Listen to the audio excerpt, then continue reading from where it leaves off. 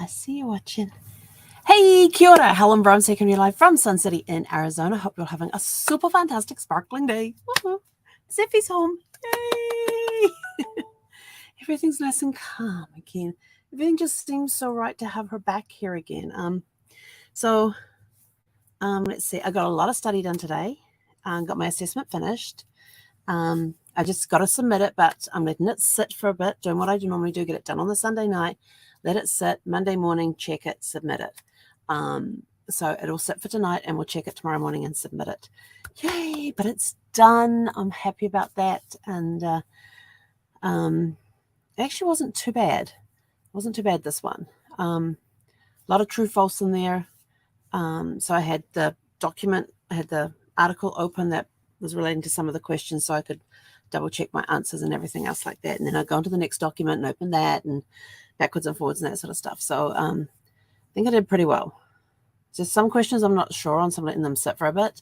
And then I'll go back in tomorrow and double check the references with my answers. That's what I love about open book, because you can go look at the answers and everything else. They actually want you to actually go into the assessment at the beginning of every module and keep referring back to it, because a lot of what you cover, because of course what you cover is in the assessment, and they want you to fill out the assessment sort of as you go type of thing. So you're not doing this mad rush at the end of the week. But I like to get it at the beginning of the week, have a look through it, and then come back to it in the middle of the week and then back to it again. And I copy and paste it into a Word document so I can type the answers in next to that. And then I just transfer the answers across once I've gone through and I've completed, and I'm constantly looking at that document throughout the week. So, but anyway, so I got a report this morning that Zephy had a rough night. They send me photograph. Part of the Rover thing is that you can request photographs and updates. And so the updates I got yesterday, she was playing well. She voluntarily went into her crate, snuggled up and went to sleep for a bit. And then in the middle of the night, like around 1:30, something like that, she started crying, and woke up the couple. And so they moved her crate into their bedroom and left the door open on the crate so that if she wanted to come up on the bed with them, she could. But she just wouldn't settle down. So the wife got up and played with her, took her outside, gave her some food, because I told them about her midnight snacking. It gave her lots of loves and cuddles. Knowing her background helped a lot. They said knowing her background helped a lot too. And of course, remember, this is the first time in almost 3 years that we've spent a night apart. So overall, she did really, really well. I've already got them booked in for next week when I'm in LA and San Diego, and they've taken the booking, and I've told them too that I've got 2 trips coming in February as well. And I may even use them during January as well, because there's going to be some stuff that I want to get done that's going to involve me being away from the RV for like the day. And so it'll just be easy for me to take her over there for a couple of nights and, drop her off the evening of one night and then pick her up 2 nights later, type of thing. So I get a full day, almost a full 2 days. And so we'll see how that goes. But that's going to be in January. It's going to be an odd time here and there, and we'll see how that goes. But yeah, it was overall, she did really, really well. And they said she is so sweet. She's not a lot of trouble or a bother or anything else except for that little bit. And I suddenly said to them, I said, yeah, after you mentioned that, I said later on, it suddenly dawned on me, I was like, oh, she was like that the first couple of nights I had her home. When I first brought her home, she would get up at 1 o'clock in the morning, she'd start crying, and she'd be out here in her crate, because I kept her crated at night for the first 5 to 6 months. And I said she'd start crying in the middle of the night. So I'd get up, take her outside, and I said it was spooky. That was really spooky, because we're at this campground in the middle of nowhere. No Wi-Fi signal unless you're up by the office building. So I had to go up by the office building every night to do my Facebook Live from the phone, and drive my car up there because it was too far to walk, and especially in the dark, because there's no street lighting in this place. The only lighting in this place was around the public buildings where there was like toilets and showers and that sort of thing. Otherwise, there was no lighting, and you had to take a flashlight. It was dark. It was an area known for snakes. They had one fenced off area for dogs that was like about 2 to 3 inches deep of leaves. And I took one look at that and went, yeah, no, they've got the rattlesnake signs up and around. There could be anything in those leaves. No way am I letting her in there. In fact, I think that was their only off-the-leash park area. So I just walk around with her I didn't want to risk her going into 2 or 3 inches of leaves to find a snake hidden in there somewhere. So yeah, I was, and everybody else probably had the same idea because those leaves in there never moved. But yeah, she had a good night. Today I kind of slept in a little bit. I thought, oh, I don't have to get up to take her for a walk. Oh, let me sleep in for a little bit. I think I got up at 7 o'clock. Some of you are going to go, that's early. I normally get up at 5. Okay, I regularly get up at 5 o'clock in the morning and do my morning routine and everything else. But today I got up at 7, did my morning routine, and stuff like that. And I didn't bother having a shower and getting dressed till like 10. This is probably the laziest morning I have had since before I got Zephy, because when you got a dog, you got to get and take him out for a walk. So this would have been my laziest morning I have had in 3 years. So I kind of relished that a little bit. And then I got online and I started working on my assignments and everything, and my assessments and that sort of stuff. And then before I knew it was time to go pick her up. So, and then I suddenly realized, oh, I was supposed to vacuum before I put her crate back down, all that. So when I got home, I put her on her long lead outside. And, well, first of all, we had an early dinner together. And then I put her on the long lead outside and did the vacuuming first. And then brought her crate in, got it all set up. Because a lot of dust bunnies will gathered around the bottom of the crate. So you got to move it regularly and vacuum. And, so then I set her crate, then I went out and got her crate and brought it in and set it all up and all that sort of stuff. But I also went underneath the couch to check to see what was under there and all that sort of thing too, because I know there's a back scratcher under there somewhere. Couldn't find the thing. Oh, back scratcher. Back scratcher. So I couldn't find my back scratcher under there. And I know it's down there because it used to sit on the little shelf and it fell down. I know it did. I just haven't gone to get it and I couldn't see it. So it's got to be back. And maybe I should put a flashlight down and it might be helpful. Yes. Sorry, just remembering things I have to order. I'm going to get me a new back scratcher since I can't find the other one. And so yeah, so we got all that set up, and she was outside on the lead and all that, but she was coming inside and basically following me around with her long lead from outside. And you silly girl. But I left the doors open so she could just come in and out as she wanted to, but nope. She's been keeping me in sight. Normally, if she sees me and I go to the bathroom, sometimes she'll follow me in. No, as soon as she sees me stand up, she's up and she's down by my recliner, which is by the door, to see which way I'm going to go before she decides if she's going to follow me or she's not going to follow me. But yep, she follows me. She's following me everywhere at the moment. So, and yes, I got the lecture on the way home. Although I'm choosing to turn the lecture into not being lectured about leaving her alone or abandoning her for a night, but her lecture was how much fun she had and how much she enjoyed and all the things that she got to do and all the stuff that she got to play. You know how a kid, when they talk about their day, that's kind of what I felt like she was telling me. So it wasn't, but she got rather loud at some points during the, like, I wasn't paying attention to her, so she just raised her volume. So like, I'm hearing you, I'm listening to you. Yes, I totally get that. I'm glad you had a good time. We're going back there on Friday. So just gonna slip that in. And but yeah, so the assessment's done.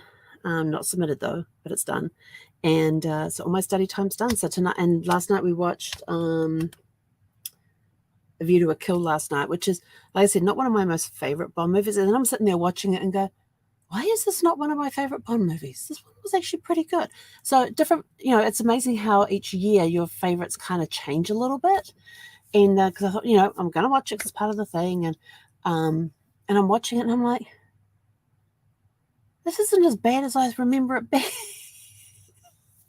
So, different point of views, different locations, different time, different mindset. You see things differently. So I actually enjoyed it last night. Well, I haven't really enjoyed, I remember always not enjoying it so much in the past, but last night I actually enjoyed it a little bit.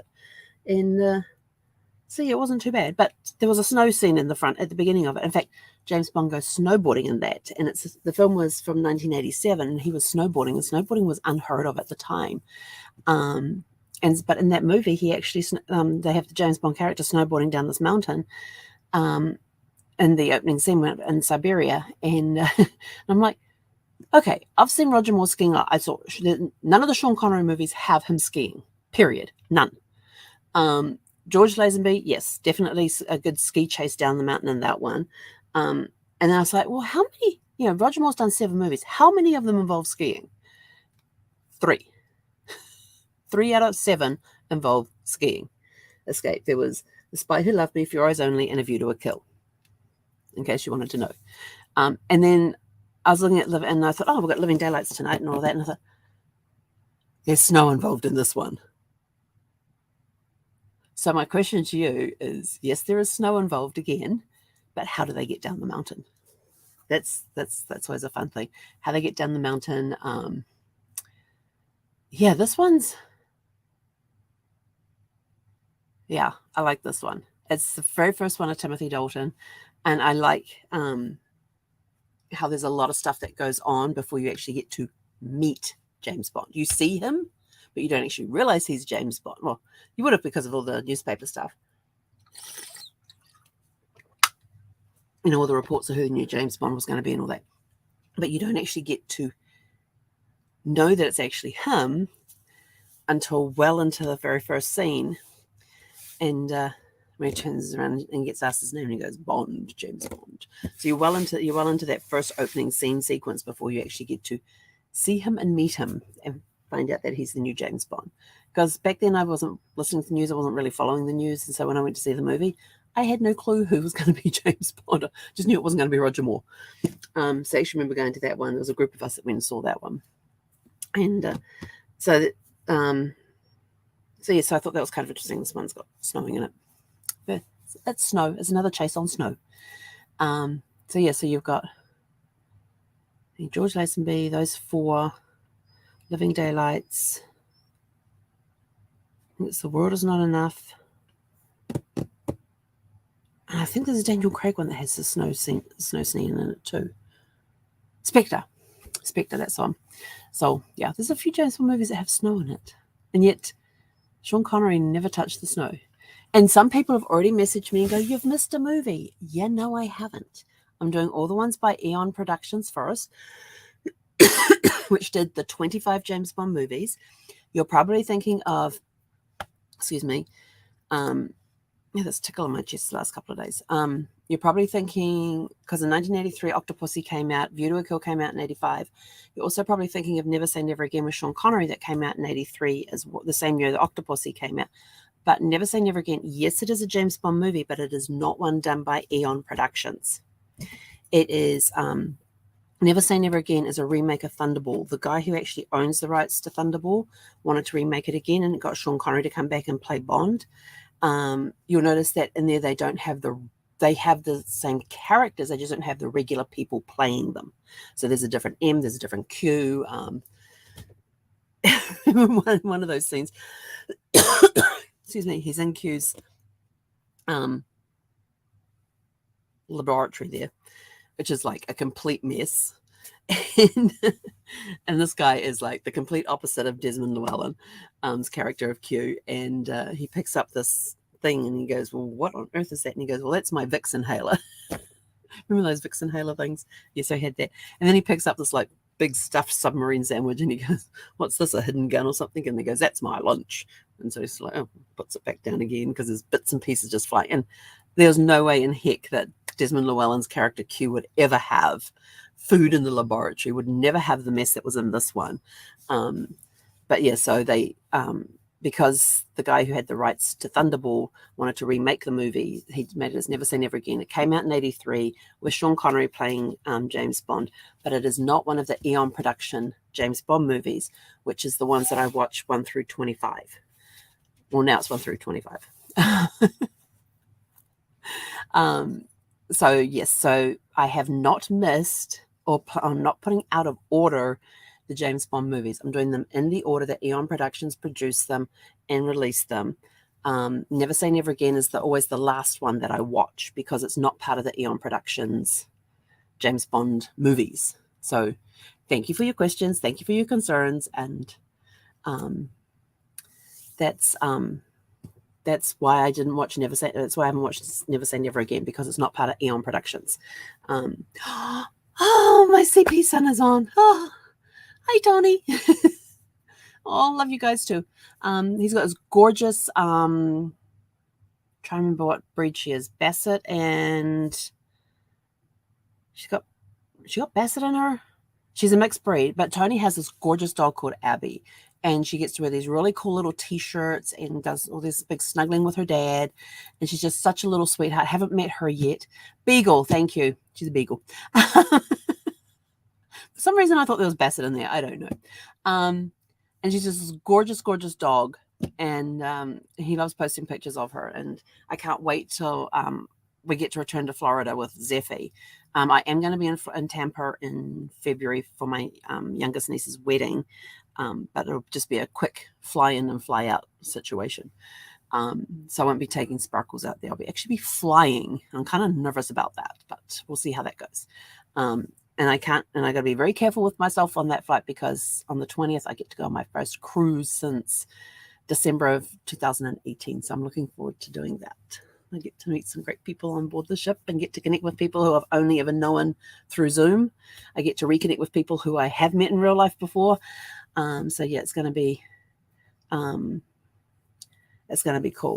But yeah, I'm going in and out of Tampa. So we're in Tampa that weekend, and it's just I'm just basically coming in on like a Thursday or a Friday, and I'll leave on like Monday or Tuesday.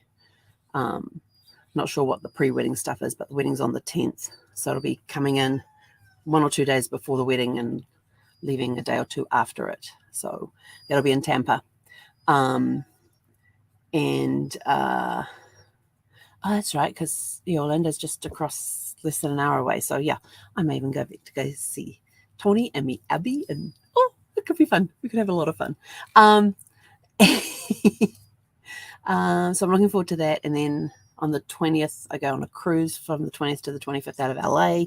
So I'm planning on going into San Diego a few days before that so I can catch up with family there. And I know they've got a function on at a hotel near the port the night before the cruise. So I'll probably go up a day or two before so I can catch up with the LA rallies, family and friends up there. Just to say hi, how are you? I'm going on a cruise, bye. Because I know when I get off the cruise ship, all I'm going to want to do is go home. Is come home and pick up Zeph. So, but she, like I said, she did really well at the dog sitters last night. And even though she did keep them up and they were completely understandable about it, totally amazing people. And they said, and they've dealt with rescue dogs their entire lives, both of them. So they said how knowing Zephy's background was a huge help for them too. So that's good. I think that's it. So yeah, that's it from us. We've got a busy week coming up this week, and there's Thanksgiving thrown in the mix of it. So go out, have a super fantastic sparkling evening. I got to go. What do I have to go? Oh, you got to go walk Zeph. I will tell you, not walking Zeph last night and not walking this morning, it completely threw me about not going out for a walk with the dog last night and this morning. It was just really weird.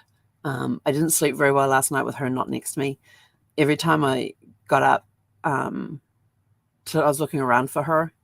If I went to the bathroom, sometimes she curls up on the bed early. And so I was, go to the bathroom and I just poke my head in the bedroom and just to say, how you doing, what you doing, love you, and all that sort of thing. And of course she wasn't there. And I'd have to catch myself going, no, she's not there. So yeah, that was a little hard. It's my first night staying in the RV without her. Actually, no, maybe it was my second night.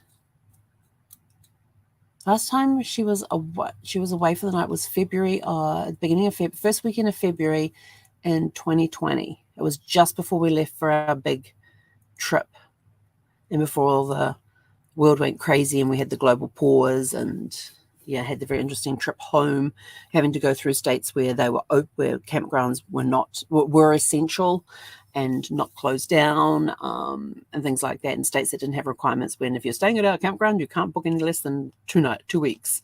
It's like, no, not happening. Virginia was like that. Unless you had a letter stating that you were an essential worker, you could, the campgrounds would only take bookings of 14 days or more, and your first 14 days you had to self-isolate. I'm sort of like, how do you get groceries? It was before I discovered grocery delivery service. So yeah. Anyway, so totally no idea how I got on that. Anyway, I'm out of here. I'm going to go walk. I get to meet Tremaine too. Yay! I'll let you know my schedule as soon as I know my schedule. Because I'd love to catch up with Tony and Tremaine and the dogs. That would be awesome. Get me some puppy love while I'm in Tampa. I know my niece has a dog called Milo. I think he's a golden doodle. Pretty sure he is. Anyway, I'm out of here. I got to go take a puppy for a walk. Back into routine again. She has not let me out of her sight. She hasn't even gone to the bedroom to lay on the bed like she normally does. Anyway, so have a super fantastic sparkling evening, and we'll catch you guys tomorrow at 6 p.m. Pacific. Oh, I'm a whole hour early again. I'm sorry. Hey, Conera.